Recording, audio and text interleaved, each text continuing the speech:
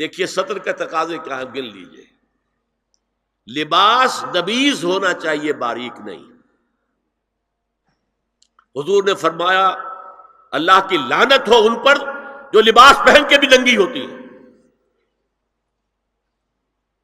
باریک اتنا لباس ہے یا چست اتنا لباس ہے؟ ڈھیلا ڈھالا ہونا چاہیے، نبیذ ہونا چاہیے.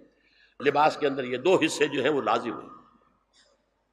اور پھر سینے پر، اب ظاہر بات ہے کرتا پہنا ہوا ہے، ڈھیلا ڈھالا ہے، پھر بھی یہ سینے کے ابھار تو ظاہر ہو جائیں گے.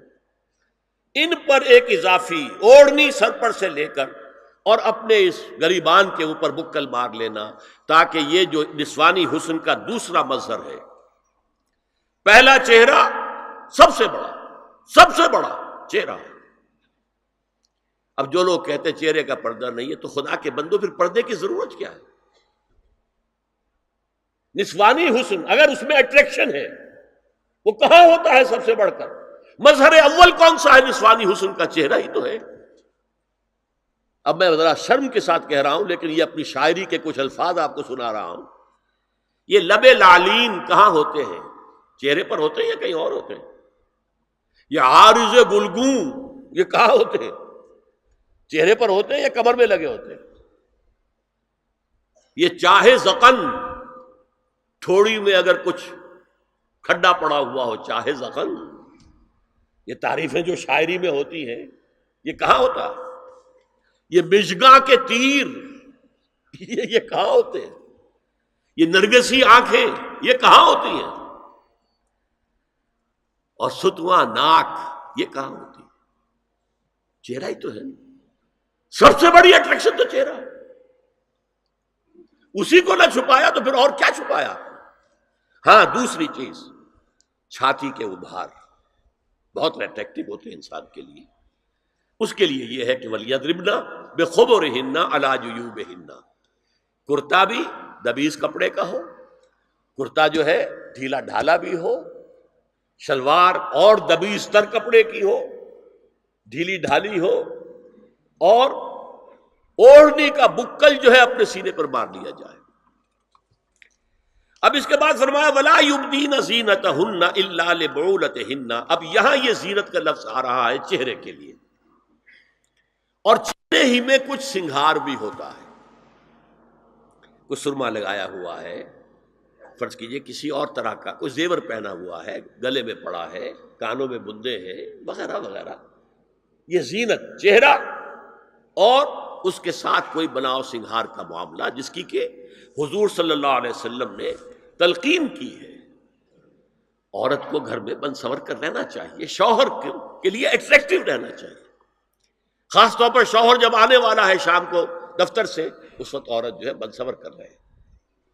اس لیے کہ اصل مقصد کیا ہے؟ جتنی بھی انسان میں سیکشول انرجی ہے وہ مرکوز رہے شوہر اور بیوی کے درمیان. یہ فلسفہ ہے، ادھر ادھر نگاہ جائے نہ. جتنا یہ bond of love in spouses کے درمیان مضبوط ہوگا، اتنا ہی خاندان کا ادارہ مضبوط، صحت مند اور اگلی اولاد کی تربیت کے لیے مثبت ماحول.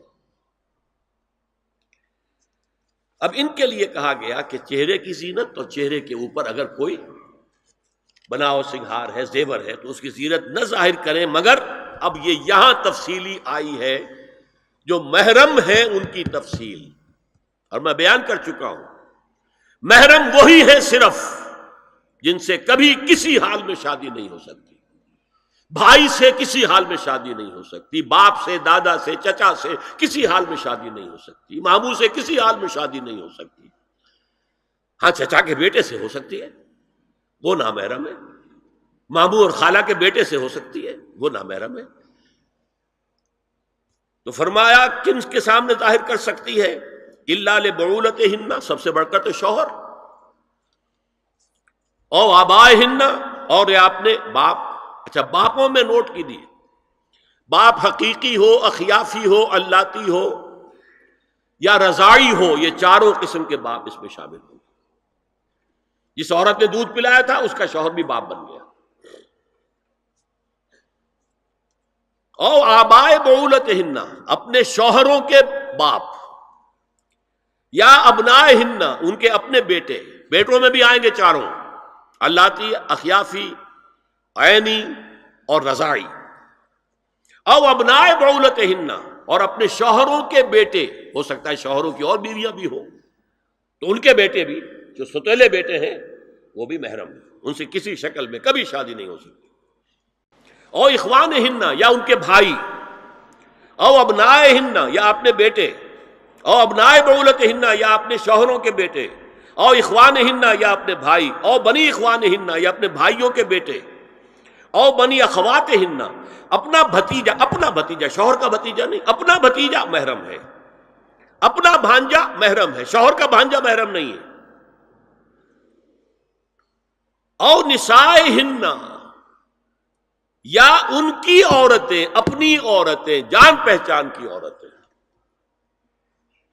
ہر عورت بھی محرم نہیں ہے، نوٹ کر لیجئے، نسائہن، عورتیں بڑی بڑی قطامائیں ہوتی ہیں، وہ کیا کیا فتنے اٹھاتی ہیں، آتی ہیں گھروں کے اندر، کیا ذریعہ بنتی ہیں پھر پیغام رسانی کا، اور خرابی پیدا کرتی ہیں، اور اس میں کمال ہے جو مجھے واقعہ سنایا پروفیسر یوسف سلیم چشتی مرحوم نے سر سید احمد خان کے بارے میں۔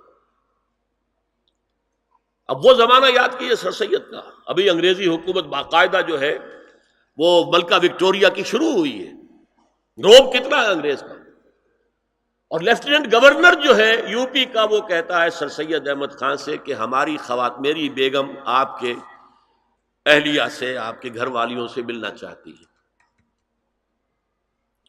سر سید نے جواب دیا ہماری عورتوں کا اجنبی عورتوں سے بھی پردہ ہے، ہماری عورتیں آپ کی بیگم سے نہیں مل سکتی۔ میرا سر جھکتا ہے۔